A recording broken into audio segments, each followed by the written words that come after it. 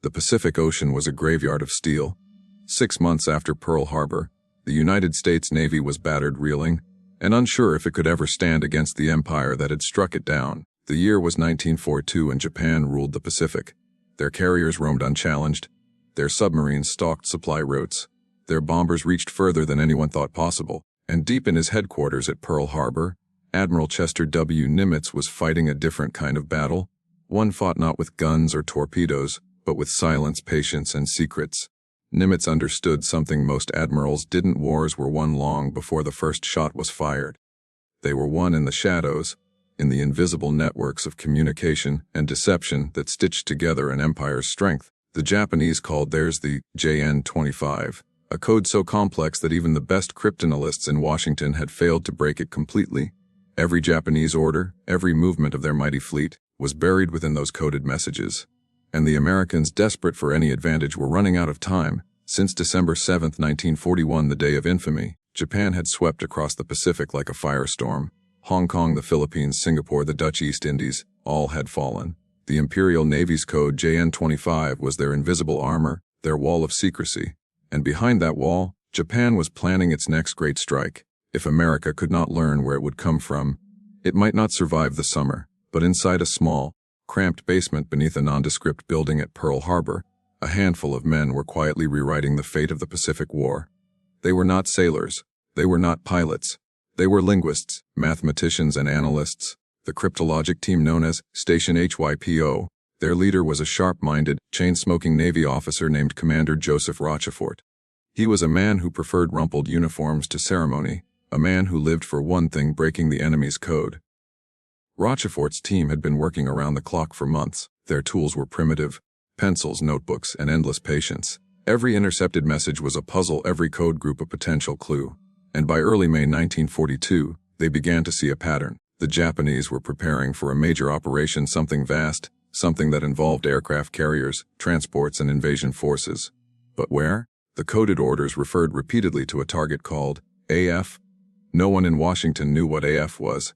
Some thought it might be the Aleutian Islands. Others believed it was Fiji or even the west coast of the United States. But Rochefort had a hunch. His gut told him that AF meant Midway, a small, lonely atoll halfway between Asia and North America, guarded by a few hundred Marines and a scattering of planes. If Japan took it, Hawaii itself could be next. When Rochefort's suspicion reached Washington, it met skepticism. Intelligence officers there doubted Hypo's accuracy. They wanted proof, something undeniable. So Rochefort and his team came up with a plan as bold as it was brilliant. They convinced the base at Midway to send an uncoded radio message, pretending that their water distillation plant had broken down and that they were running short on fresh water. Within 24 hours, Japanese communications reported that AF is short on water. It was the confirmation Rochefort needed. AF was Midway. When that message reached Admiral Nimitz, something inside him shifted. For months he had been forced to react, to rebuild a broken fleet, to guess at the enemy's next move, to watch as Japan seemed to know everything before it happened. But now, for the first time, he knew something they didn't know he knew, and that changed everything. On the morning of May 27, 1942, Nimitz stood before a large chart of the Pacific, his staff gathered around him. The air in the room was thick with tobacco smoke and tension. They had intercepted new Japanese orders, decoded by Rochefort's team overnight. The orders revealed exact details: the number of carriers, their course, and even the timing of the attack on Midway. It was as if the enemy had handed him their playbook. He leaned over the map, his finger tracing a line from Japan's carriers: Akagi, Kaga, Soryu, Hiryu, all heading toward the northwestern Pacific. They would strike Midway on June 4th. And for the first time since Pearl Harbor, Admiral Chester Nimitz could see the enemy's hand before it was played.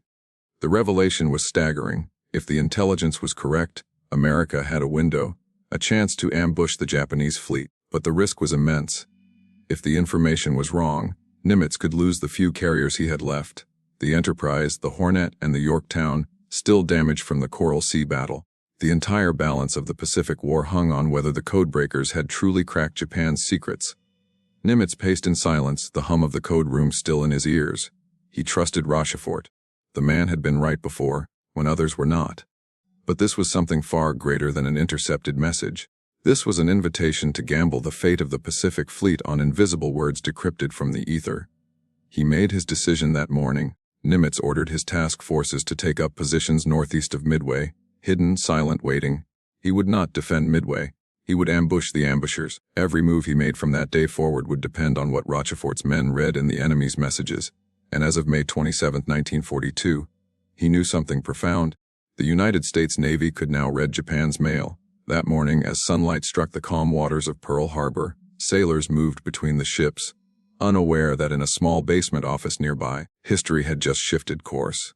For the first time since the war began, the U.S. Navy wasn't in the dark. The hunter had become the hunted. The age of Japanese secrecy was over, and Admiral Nimitz knew, with absolute clarity, that the tide of war was about to turn. The news from Station Hypo spread quietly through the upper ranks of Pacific Command. Only a handful of officers were aware of the magnitude of what had been achieved. They were reading Japan's most guarded military code, JN 25. Every day, new fragments arrived through the cryptologic channels, and each one revealed another piece of the puzzle. For months, the enemy had seemed omnipotent, as if guided by unseen foresight. Now, that illusion began to fracture. The Japanese weren't gods of war. They were men whose secrets had finally been exposed. Yet, not everyone believed it. In Washington, intelligence officers doubted the accuracy of Rochefort's conclusions. The analysts there, relying on incomplete intercepts and their own interpretations, argued that Japan's next move could target anywhere from the Aleutians to Fiji. They dismissed the idea that Midway, a small, remote atoll with almost no strategic value on paper, could be the centerpiece of Japan's grand offensive. But Admiral Nimitz wasn't a man who followed paper logic. He trusted people, and Joseph Rochefort was one of them. In the dim basement of Building 1 at Pearl Harbor, Rochefort and his team worked without pause. The air was heavy with the smell of stale coffee and ink. Rows of codebooks and intercepts filled the tables. Men and women in navy blues leaned over their desks, eyes red from exhaustion, chasing the meaning behind endless strings of numbers. They called it punching the weather, decoding through sheer perseverance. Every time a new Japanese message was captured by listening stations across the Pacific, from Guam to Dutch Harbor, it was routed to Hypo. Rochefort's team tore into it with a mix of science and instinct. By May 25th, their confidence had solidified. The Japanese were planning an operation involving 4 carriers, multiple battleships, cruisers, and transports. The objective to lure the remaining American carriers into a trap and annihilate them. The operation was bold, complex, and devastatingly clever. The Japanese believed the Americans were demoralized and blind. They couldn't have been more wrong. Rochefort's team knew the Japanese planned to strike Midway on June 4th, but there was another revelation buried deep in the intercepts. A parallel attack, a feint toward the Aleutian Islands. It was a distraction, designed to pull American forces north, while the main fleet moved toward Midway from the west. Nimitz studied the chart. The logic of the Japanese plan was beautiful in its symmetry, but he saw the flaw. "They think we can't see them," he said quietly, "but we can." As May 27th dawned, the orders went out. Task Force 16, under Rear Admiral Raymond Spruance, replacing the ill William Halsey, would sail from Pearl Harbor with the carriers Enterprise and Hornet. Task Force 17, commanded by Frank Jack Fletcher, would join them with the battered Yorktown, hastily repaired after Coral Sea. They would not wait near Hawaii. They would lie in ambush northeast of Midway, positioned exactly where the Japanese would never expect them to be. The room was tense as Nimitz briefed his commanders. The map stretched across the wall, marked with grease pencil lines and red arrows. "Gentlemen," he said, his voice calm but sharp, "we're going to meet the enemy before he knows we're there. Rochefort's people have given us the plan. Now it's up to us to act on it."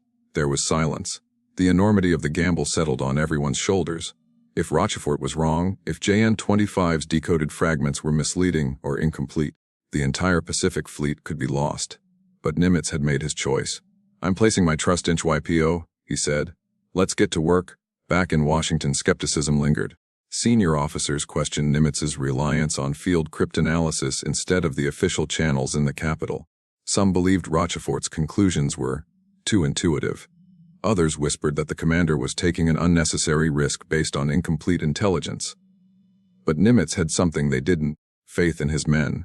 "When you have nothing but broken ships and broken hearts," he told one aide, "you learn to listen to those who can see the unseen."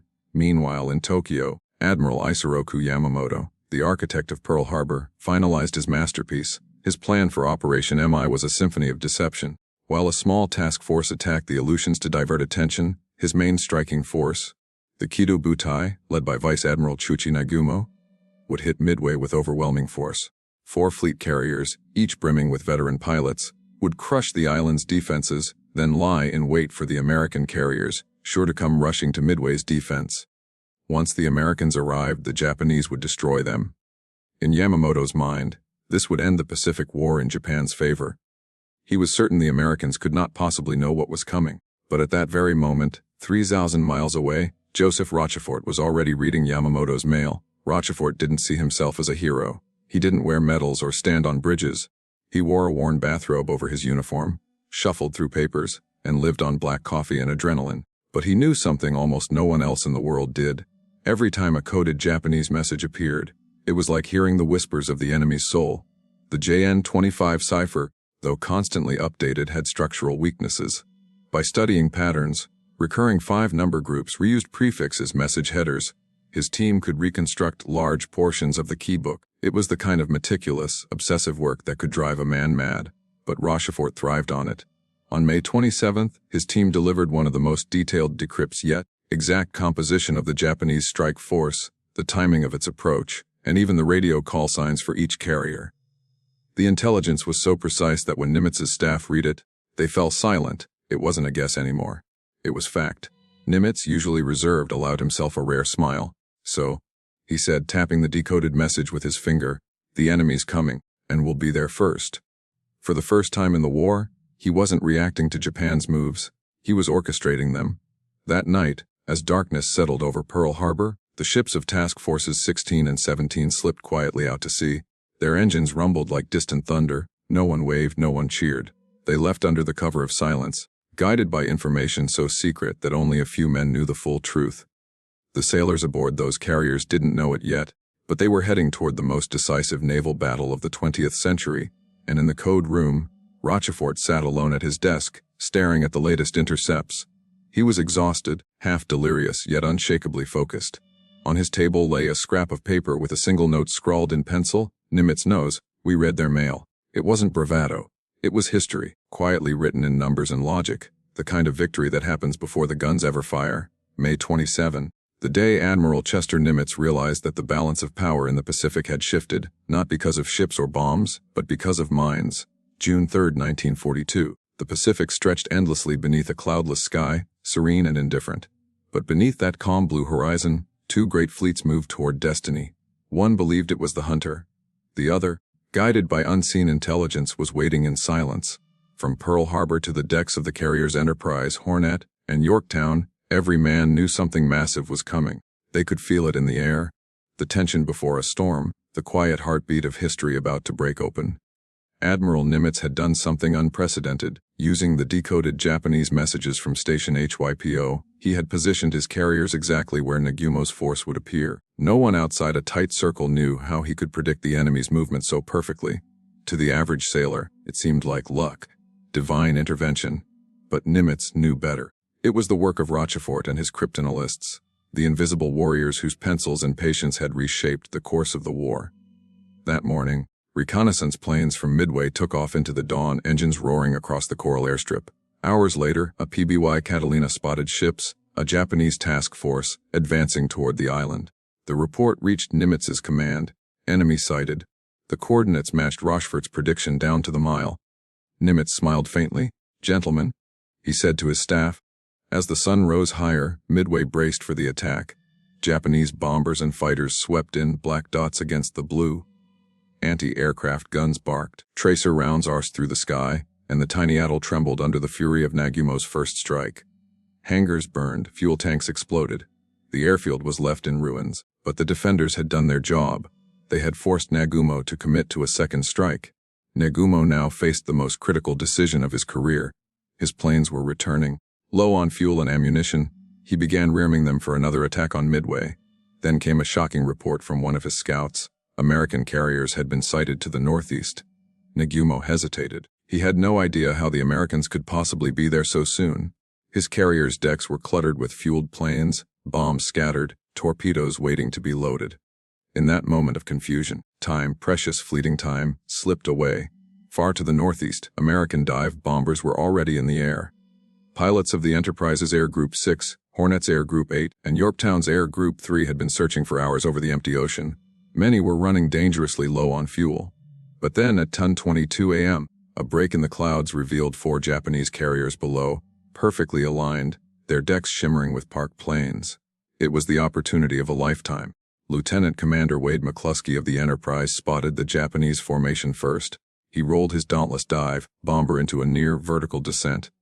"Let's go get 'em, boys," he shouted into his radio. The sky filled with screaming engines as dozens of bombers plunged toward the enemy. Down below, chaos erupted. The Japanese crews had no time to react. Their decks were loaded with explosives and fuel, a deadly combination. Within minutes, bombs from the Enterprise and Yorktown struck home. The Akagi, Kaga, and Soryu, 3 of Japan's proudest carriers, erupted into towering fireballs. Explosions ripped through their hangars. Men dove overboard as flames consumed steel. The Pacific sky turned black with smoke. Only one Japanese carrier, the Hiryu, survived the initial onslaught. She counterattacked with fierce precision, striking Yorktown twice. The carrier, already damaged from Coral Sea, shuddered, flames bursting from her decks. Her crew fought valiantly to save her, and for a time it seemed they might succeed. But a second wave from Hiryu finished the job. Yorktown went dead in the water. Even so, the sacrifice wasn't in vain. The American carriers had done the impossible. They had annihilated Japan's main striking force in one morning. By afternoon, aircraft from Enterprise and Hornet located Hiryu and launched their final attack. Bombs struck true. The last of Nagumo's carriers was engulfed in flames. 4 Japanese carriers, the same ones that had bombed Pearl Harbor, were now sinking beneath the waves. Over 250 Japanese planes were lost, along with the most experienced naval aviators Japan possessed. The once invincible Kido Butai was gone. When word reached Admiral Nimitz at Pearl Harbor, he didn't celebrate. He simply nodded. "Well done," he said quietly. He knew what it meant. Japan's offensive power had been shattered, and all because his codebreakers had pierced their veil of secrecy. The entire war had hinged on that one truth discovered on May 27th, that the enemy's plans were no longer hidden. In the following days, survivors were rescued, reports compiled, and the scale of the victory became clear. The Battle of Midway wasn't just a naval triumph. It was an intelligence masterpiece. It was proof that knowledge, the ability to read the enemy's intentions before they acted, was the greatest weapon of all. And it had all begun in that dim basement at Station Hypo, where men with pencils and paper changed the world. For the Japanese, the defeat was devastating. Admiral Yamamoto, once confident that he could dictate the war's terms, was forced to retreat. Japan would never again launch an offensive of that magnitude. From that point onward, the Imperial Navy fought defensively, its initiative gone. The myth of Japanese invincibility had vanished, replaced by uncertainty and fear. For Nimitz, the victory at Midway validated everything he had risked. He had trusted in intelligence over instinct, in analysis over assumption. When others doubted, he had listened to the quiet voices of his cryptologists. In the end, that trust had turned the tide of history. "Tell Rochefort he was right," Nimitz said simply. But politics being what they were, recognition was slow to come. Rochefort's contribution was initially downplayed, even dismissed by some in Washington. It would take decades for his genius to be fully acknowledged. Yet, those who were there never forgot. The sailors who survived Midway spoke of an almost divine coincidence, how the enemy appeared exactly where Nimitz expected them to be, as if guided by fate. But it wasn't fate, it was intellect. It was the culmination of countless sleepless nights, endless strings of code, and the audacity to believe that knowledge could outfight firepower. Few days stand out as clearly as May 27, 1942. It wasn't the day of the battle itself. It was the day of realization, the moment when one man understood that the balance of power had quietly shifted. From that day on, Admiral Chester Nimitz commanded the Pacific with a secret advantage. He could read the enemy's mind, and so the tide turned. The hunters became the hunted. The empire that had seemed unstoppable began its long, inevitable decline. From the ashes of Pearl Harbor rose a new kind of warfare, one waged not just with steel and courage, but with intellect, patience, and the invisible art of breaking secrets. It began with a handful of men, a few intercepted messages, and the courage of an admiral who dared to believe them. May 27, 1942, the day Admiral Nimitz knew he could read every Japanese secret, the day the war in the Pacific truly began to turn.